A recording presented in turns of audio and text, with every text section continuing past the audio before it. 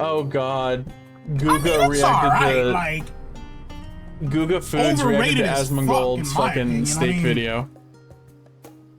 Oh man, I need to watch that. Okay, let me see. Zepla. I'm not a fan of Zepla. Nothing necessarily against her, I'm just not a fan. But yeah, this one she posted an hour ago.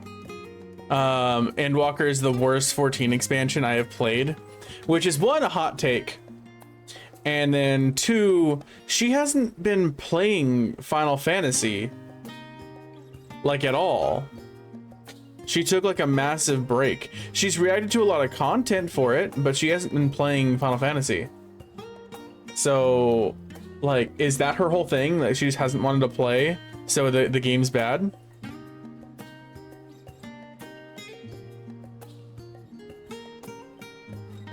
I don't know. I know as far as I know, like the raids have been like, a lot of people have talked about liking the raids a lot. People have liked the I've liked the excuse me. I've liked the dungeons and I've liked the story. Yeah, but there's a lot of there's more than that as well. Why she hasn't been playing even besides that. But I feel like she's also maybe projecting like the difficulties that she's been facing. So like people naturally will attach things that happen in like their actual life to something else. A really key example of this is go listen to like some music that you used to listen to while you used to play video games, or play a video game that you played a really long time ago, and you'll instantly remember the music that you listened to while you were playing that game, and vice versa. Like I remember doing the Riku fight in Kingdom Hearts 1, and I remember 3 Days Grace album. I think it was the 1X album. Because I went into that fight when I was really young and way under leveled and didn't understand shit, and I just like fought that fight like 120 fucking times, all while just listening to that album instead of the fucking all the sounds on repeat. Yeah, exactly. So like events that are happening are in your life will affect the way you relate to something else. So if she was actively wanting to play Final Fantasy, actively playing Final Fantasy, and then her life started getting upturned, which it did, she will also like innately like attach that a little bit. Let's actually just watch it right now. We got some time before we're gonna do the rating. She's not like the quantity rather than the quality, as Endwalker dropped not insignificant number of features.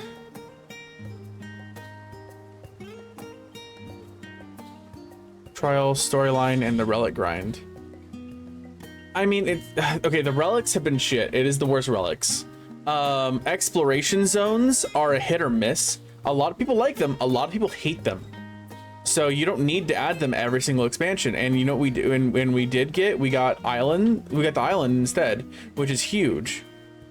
And we got what else is there? We did get, I mean, like, I guess because a lot of things came in like pretty middle of the expansion. I don't know, because we got Eureka Pagos, or not Pagos, whatever the deep dungeon is, right? Yeah, there's no trial storyline, but like look at the side dungeons we got. They're 3 times better than I don't know. We got amazing like in-depth dungeons with the variant dungeons. And to be honest, I haven't played any variant dungeons, but I've watched a lot of the play of them, and I've seen like the crafting of the stories behind the like while you're playing them, and we're getting 3 of them in this expansion. Effectively, I don't know. It's a lot that we've gotten so far. I don't know. Let's turn this music down. and then we'll watch her video. See what she's actually got to say. The video that I wanted to make quite some time ago, but I myself actually got really burnt out for the first time in the entire time I've been playing these games, which is since 2015, since Heaven's Ward. I've been an active player ever since then, and it was the first time that I actually felt like I really needed to step away and take a breather, and I did just that, because although I had thought about a lot of these things before, I was thinking, well, it might just be... I mean, okay, I'm gonna say right now, 100% she burnt out in Stormblood. I haven't been a follower of her that long, like I haven't followed her that much, but Stormblood 100%, like everyone I know got burnt out in Stormblood. Burnout, am I being unfairly negative? Am I being a hater? So I took that break, and I came back feeling refreshed and revitalized and in love with the game again, and I'm having fun again. I'm working on my glands, I'm raiding, I'm doing the hunt trains, I've got my bluebird bow, which I love, and I can't wait to get the bunny staff. These are amazing. So looking forward to Dawn Trail, looking forward to the Fan Fest in London, and overall, back in love with this game that means so much to me. It was really home for me. But with all that said, So because she took a break from the game, it's bad? looking back now with a much more clear mind, I think, I definitely feel that the concerns that I had before, some of them definitely had real merit.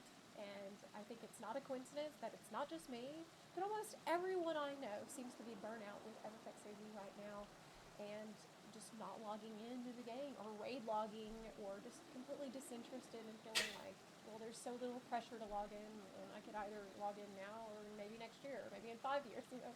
And so, yes, there's still one more patch, but we know exactly what is going to be in it, because for better or for worse, this has been very, very predictable too. And I'm seeing social groups sort of dissolve, and it sucks. I'm concerned about the state of the MMO, and although I'm not doomsaying, okay, don't get me wrong. It has the most players it's ever had right now, so... I'm not out here like, oh, well, this is I mean... it's all over, it's ruined. No, I'm not saying that, okay? But what I am saying is that there are concerning signs, and I'm seeing less engagement from everyone I personally know. And then I thought, well, you know, maybe it's just my group of... So like I was saying, before we started watching this video, people apply things like in their real life to other things, right? If she's burning out in real life on like different things, she's gonna burn out in the game and want to have a change. So she's gonna want to like move away from the game for a time, naturally. And also, it's a fucking 13-year-old game. It's the 10-year anniversary, especially if you're a streamer and it's towards the end of a patch, it's starting to die out, towards when you get another expansion, right? And it's the end of this, and it's the end of like the major story. You're gonna have a lot of people just be like, all right, cool, I kind of want to move on now, because it's been 10 years of playing the game nonstop. So yeah, that's why, and you're a streamer, and pretty sure all the people you know are streamers or play consistently and way more than they like healthily should. So yeah, people are gonna burn out. I feel like this is there's gonna be a lot of bias in this take that's not gonna be like addressed.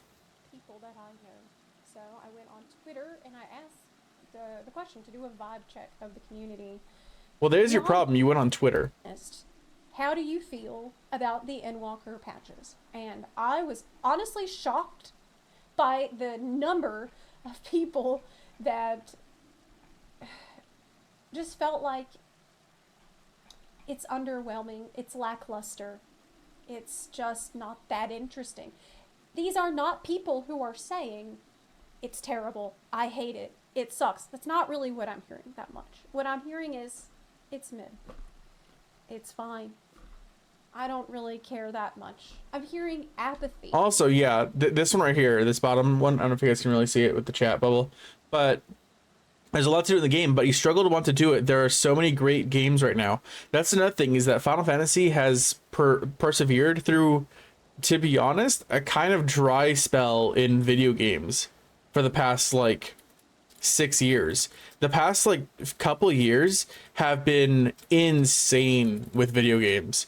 Like God of War, Elden Ring, you've got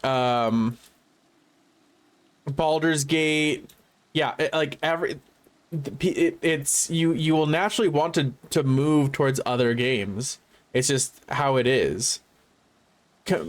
Combine that with a game that releases its story every 3 months, if that, and there's a lot to do, but it's a lot of the kind of the same content, and it's you've been playing it for 10 years, then yeah, you're gonna want to like play some of the newer games that are coming out.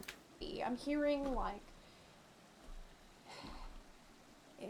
it's okay, and honestly, that's not gonna cut it. Like, if we want to keep people playing this game long term and have people to play with, I feel like the game is gonna have to find ways to get more people excited about it and get more people happy, looking forward to log in. I can't wait to log in and play FXIV, because especially this year, I think what we're starting to see is that there are a ton of really quality games coming out, and they are, for better or worse, in competition for your time.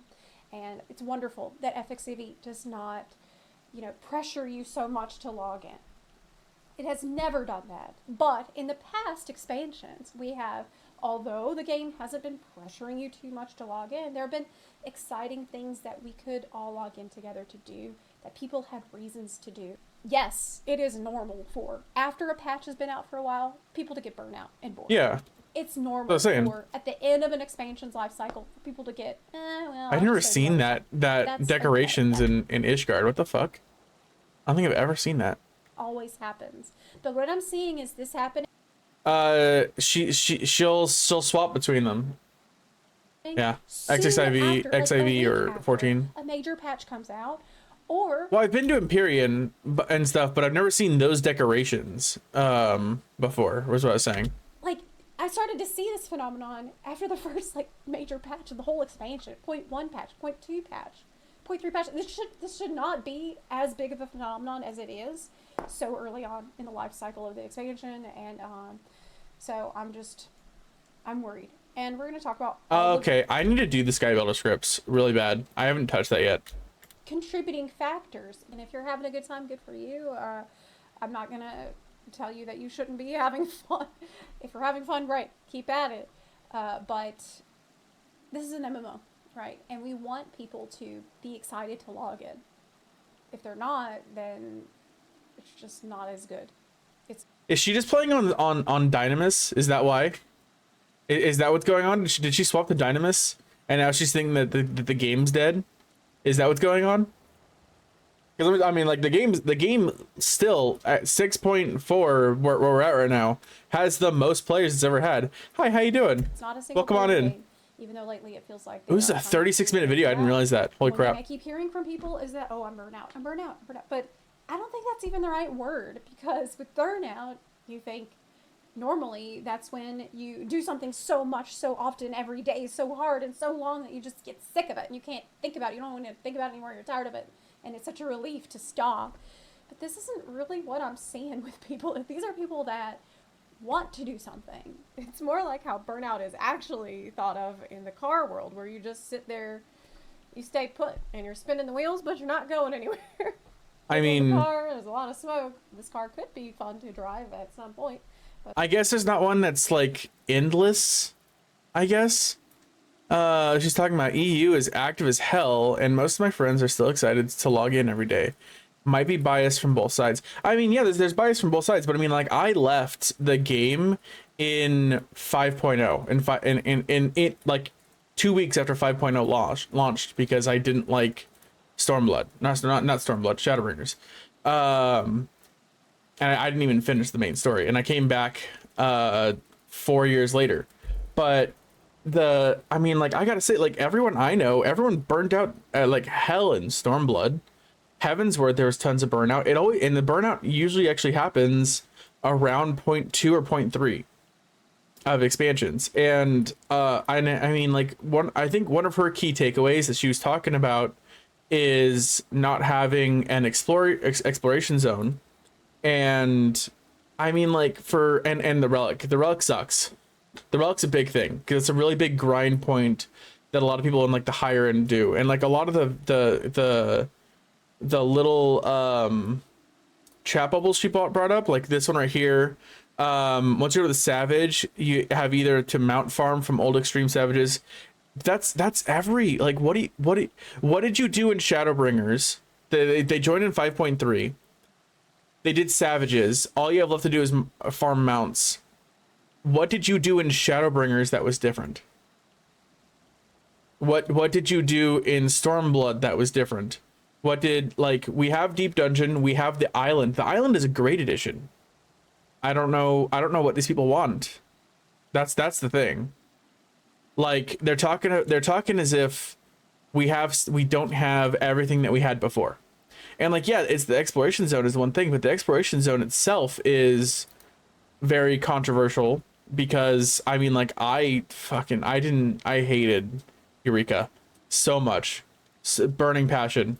I had 5 of the Pagos weapons, and then no, not Pagos. Eureka. No, Pagos was the first one. Yeah. Pagos is the first one, and then what was the second one that came out? Whatever. When the second one came out, I was just like, "Fuck this, I'm out." And I know a lot of people were. This is an MMO. Right? And everyone always says it's better now, but like, no, Baggio was no. So Eureka has like the names for the different zones. So Eureka Pagos was the first zone that launched in 4.1 or 4.2. And then it was Eureka something else, Eureka Pyros. Pyros was the second one. That's what. Yeah, Baggio was I haven't touched Baggio yet, at all. Baggio is just a different exploration zone. So much, so often, every day, so hard and so long that you just get sick of it and you can't think about it. You don't want to think about it anymore. You're tired of it. Let me jump ahead. Now, one thing that I'm really tired of hearing, and I think a lot of us are at this point just sick of hearing, is, well, Yoshi P says that you can just go play other games. If you're not happy with them, just go play other... Well, that's what I've been doing, okay? I played other games for 6 months. Yes, I'm glad I can play other games. I'm glad that FXAV doesn't pressure me to the extent that World of Warcraft used to. But I think that these are two ends of the spectrum. World of Warcraft being on the extreme end of, oh my god, I have to be on this treadmill and I have to keep up or I'm going to fall behind and stuff. That's a way to burn out quickly. And now FXAV is so far and going further in the other end of the spectrum of, oh, there's so little pressure on me that I could either do this today or I could do it next year.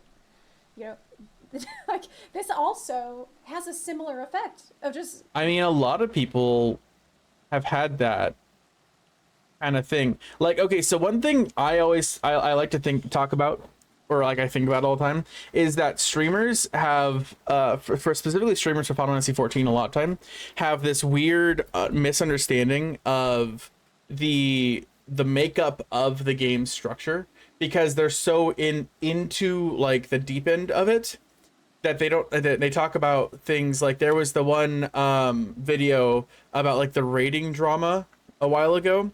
I think it was like Sayeki, talking about how, like, I'm new to the game, and he's talking about how he's completed ultimates and he raids constantly and he's been playing for 6 months. That's not new. He's still like top 1% of players in the game.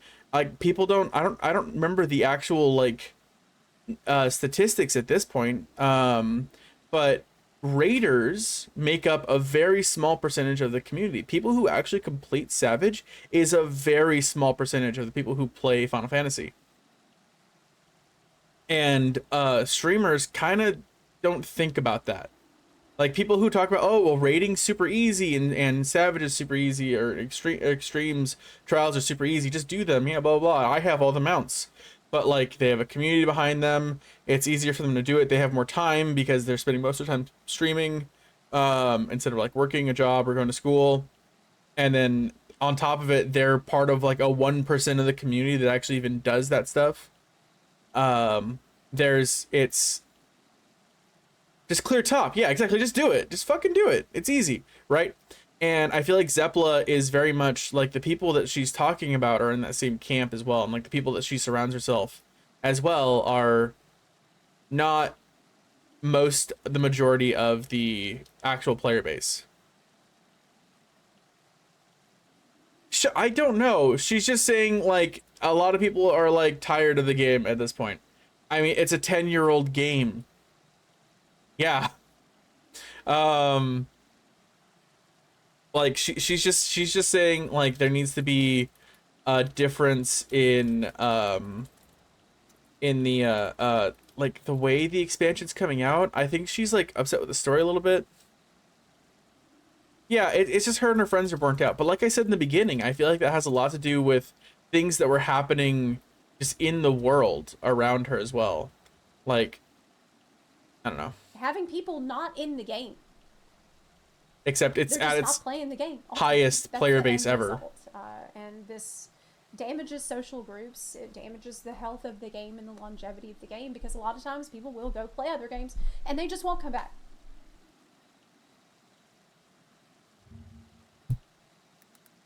Wait, I think, how do I look up the player, like the active users? Final Fantasy XIV active player chart. Let's see.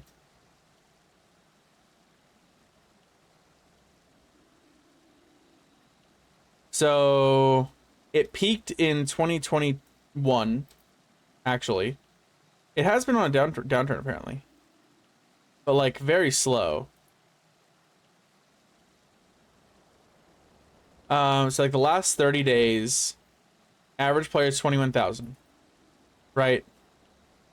When did Endwalker drop? 2021. So we have peak active users December 2021. I'm assuming that is when Endwalker dropped, which makes sense. But look at it right before Endwalker dropped. 25,000. 21,000. We are almost exactly where we were in 5.55. Look at where did that go? 31,000, 40,000. I mean, I guess Shadowbringers overall was more active, and Endwalker kind of settled around 20,000. But before then, this is oh, it's kind of skewed. Most because this is Steam. Yeah, I mean, even still, it's still an estimate. Because like I mean, like look, 2018. When was 2018? This is all like Heavensward Stormblood or whatever. Which expansion was this? 2018. No, wait, 2018. 2018 was Shadowbringers. Because I already stopped playing. Look at fucking Shadowbringers. What the fuck are you talking about, Zepla? When did Shadowbringers drop? 26. It dropped in 2016, right? Probably right here, July 2016. 12,000. Half of the player base we currently have on Steam. So, I mean, I don't know what to tell you on that. It's grown. It hit a really big peak. What, last year? 53,000. So yeah, that wasn't even Shadow, or no, 2 years ago. Maybe that wasn't. No, that wasn't Endwalker release. Shadowrun was 2019. Okay, let's look at that. I mean, still, it's still really low. July 2019 is the peak of 2019, which means probably that is when the expansion dropped, and it has the same number of active players as we have right now, pretty much based on Steam charts. So I don't, that's the thing. It's like a skewed bias. She's talking about the people who she's friends with, not necessarily like the actual state of the for use of the term state of the realm. Seeing FFXAV go down this path where people feel less and less motivated or interested or incentivized at all to log in at endgame, I think that it's really helpful to listen. I cannot believe I'm saying to Ian Hazuko's. Who? I stand by this. because he does explain really well why it is important to incentivize players somewhat to play the game that you're making. And this is from the So she's asking for a battle pass. Had with Ian She's she's actually asking for a battle pass. This particular part of the interview really stood out to me because to me, I heard efficacy all over this. You know, our goal is never habit in the sense of like you have to log in when you don't want to. Our goal is for you to want to log in. Our goal is for you to want to play World of Warcraft and to look forward to getting back into the game, to have something you want to complete, something you want to chase. And if you're not wanting it, then I don't know who she said we should listen to. I think she said Ian. I had never heard the name before. It's just burning people out. And so I think giving people the freedom to feel like they can take a step away, do something in real life, play another game for a while without falling behind. Okay, yeah, I had never heard that name before. The one thing that we do worry about Preach. When it comes to sort of Preach gaming phenomenon or people taking breaks is the social nature of the game. Is sort of the critical mass of keeping a group together. If the person who is really excited to log in to do things with their guildmates logs in and no one from their guild is online because of whatever reason, and then they just log back off kind of disappointed because they were hoping to play with friends but their friends weren't around, that can be an issue. And that has to do with real world pressures. That has to do with the fact that naturally your guild will naturally die out. You need to find another guild at some point eventually. It's just a natural progression of the game overall, like in individual groups, not just the actual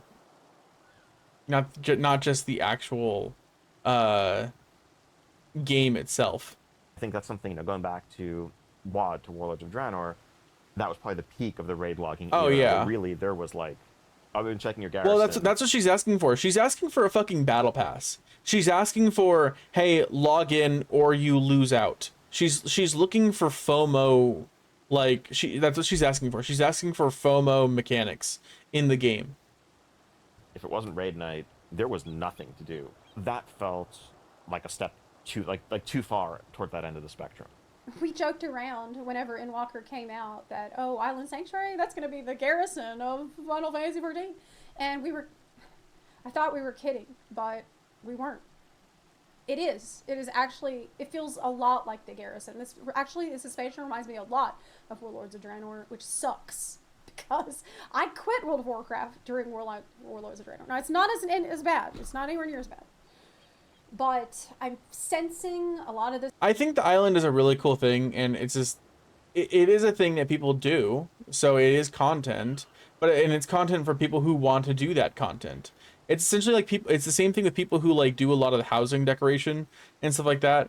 That's what happens. But the thing is that the way a lot of people have always played Final Fantasy and continue to play Final Fantasy is AFK and Limsa. It has always been that. And it has always been, I don't know what I should do right now. I'm just going to AFK and Limsa for a little bit and hang out with some people. That's it. That's like what the game's always been. The same vibes of loneliness and I'm not even in an MMO anymore. One of the biggest reasons why Endwalker has felt pretty lonely and isolating in the same ways that Warlords of Draenor felt to me all those years ago is the lack of an exploration zone, the lack of anything like Bajor or... Yeah, but I hated those. And a lot of people do. Or Eureka or Zadnor. We just don't have that, and there's nothing added to the game that could even remotely replace that. And it's not even so much about I just love farming fates in Bajor. I just love hunting down obviously you do. Little, items that has a tiny drop rate, and it's not really even so much about the specific things there was to do in Bajor. It's about the vibe of Eureka and Bajor. It's about being in a zone filled with tons of other players that reminds you that you're in an MMO. That there's a lot of people playing the same game as you, and it's really exciting, and we're all happy to be there for different reasons. I had a very different experience. Be in Bajor because you're leveling, or because you're working on a relic, or because you're doing duels, or because you're collecting mounts, or because you're farming guild, you're doing cluster farming. There's a ton of different Limsa, yeah, exactly. All kinds of different people. Let's go to Limsa. In these places. And you might meet people that you wouldn't have Go to Limsa, you can start emoting at the random band playing in the corner. You might meet people that were strangers to you before, but you have shared this common purpose, and then you you meet. Or go crafting and gathering. I've made a lot of friends doing timed gathering nodes. It's I don't know. More often, and that's how you make friends in the game. That's one of the beautiful things about an MMO. But with the content that they're releasing now, which is like solo stuff and small group stuff, you're usually going in there with people you know or alone. Yes, because a lot of people, like probably 50% of the player base, want to play alone or are afraid of social interactions with large groups of people. So, okay, so what I'm hearing, okay, so I get this. I get the point of this now. Go watch the rest of it if you want to hear more of her stuff. I'm gonna try and be more a little bit better about like React content and not trying to show like the whole fucking video kind of thing, right? It's a little bit better that way. But yeah, I'm gonna give it like I'm already subscribed. Yeah. But yeah, like go watch the rest of it, I guess. But I think I got the gist of it. Essentially, she really likes the large group play and the social aspect of it, and that's probably maybe 50, maybe 40% of the player base. And she's part of that group, and same with a lot of the other people, and they feel a little bit wronged on it and want the other bit. And it's just that they haven't focused on this expansion specifically. And that's it. There's the whole answer. I mean, like, hunts are still a thing. You can do hunts if you want that as well. You can do maps. There's plenty of things to do that are those aspects of the game. The relics are shit. I will say that the relic quest is shit. Well, like I said, it's just the content that is being made right now is not made specifically for her. The last two expansions, she's really liked. Specifically, she liked the exploration zone, so the content was made for her. Now it's not made specifically tailored to her. It's made to a lot of other people because that's what they've been focusing on a lot, right? They've been focusing on the trust system. They've been focused, or not trust. Yeah, it's trust. The trust system. They've been focusing on smaller group content. The island, right? It's stuff that's designed and meant to not force you to have to interact with large groups of people, because there's a lot of people who don't want to. They will go through every single dungeon they can using a trust. They do not want to interact with people, and there's a large group of the player base that is like that, and that's what they've been tailoring to, and that's it. That's the whole thing. Because and that's how you increase the population of the game, is give content to as many types of people as possible. And part of what's been like a gate for a lot of people to even try and play the game for a long time is the need to involve yourself with other people, and that's clearing up, and a lot of more people have been coming into the game. I hate the trust system, but I understand its purpose in that, and that's why I'm not like get rid of it. But the only reason why I hate the trust system is the changes to the dungeons, because I feel like they make the dungeons very bland. But there's not a lot of them they changed, so it's not a big deal. Oh yeah, and I will say, like, maybe I think they pushed their resources in a smart way, in the right way. If changing the relic to an exploration zone would have taken away some of the other stuff they did, I don't think that would have been the right call. So I think with that, I think it's the right call. And I'm pretty sure because they've already gotten all of these other things ducks in a row, all these things in a line, right? They've got the graphics update together. They've got glamour dying updated better. They've got all the trust system done. They've set themselves up for massive success.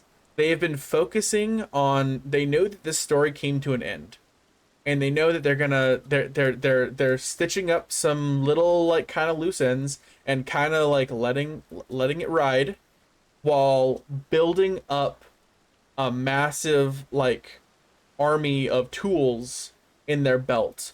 So that way, when it comes into the next expansion, they can go gung ho into the story, into all of the content. They've been like they've been tinkering with the variant dungeons, the island sanctuary, and everything, all the quality of life they've done this expansion. All of that is going to come to a head in Dawn Trail, and like it's going to be.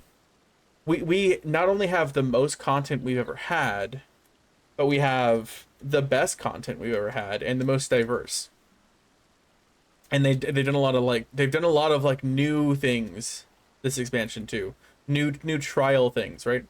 So I feel like it'll lead into they they went and found themselves, they went abroad. The developers went and studied abroad for a little bit.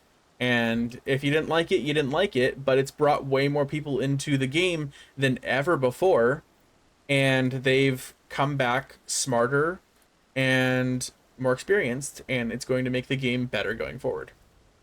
That's how I feel that Endwalker is. So there you go. I posted the video. Please give it a view, give it a like.